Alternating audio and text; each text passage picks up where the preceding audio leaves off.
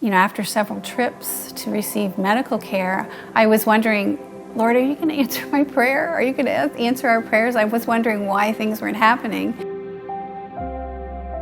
My name is Maureen Tarrant. I've been coming to Pinelake for a little over 3 years. I'm a registered nurse.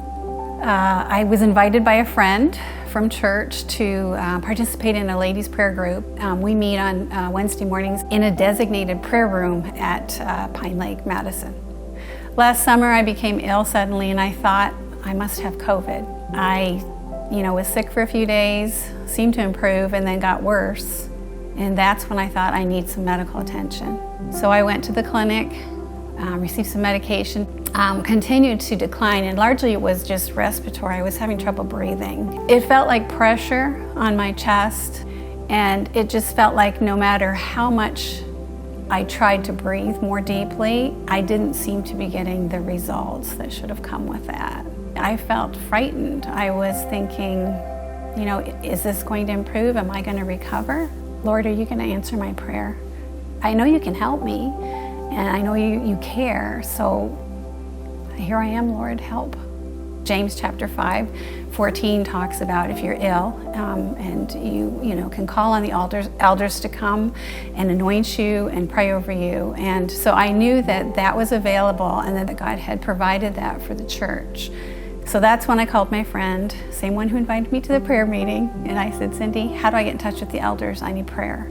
So Kevin and Jerry came to the front door, and we sat out there for probably about 30 minutes, and we talked and prayed and anointed. And for me, it changed my spiritual dimension, changed me as far as my outlook. I felt hope at that point.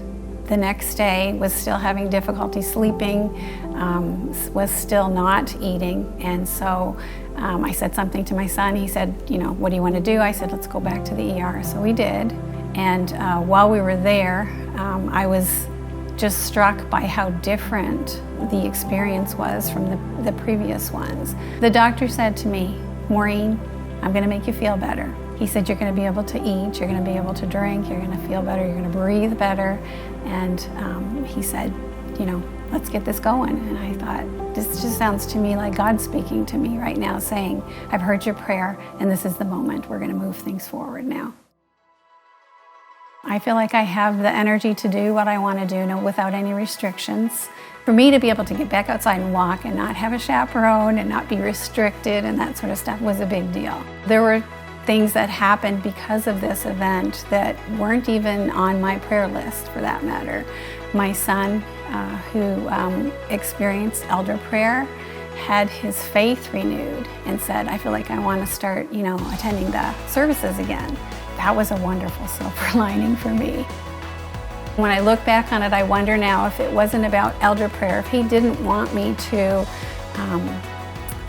express that faith in a real tangible way, call the elders and see that God keeps his word.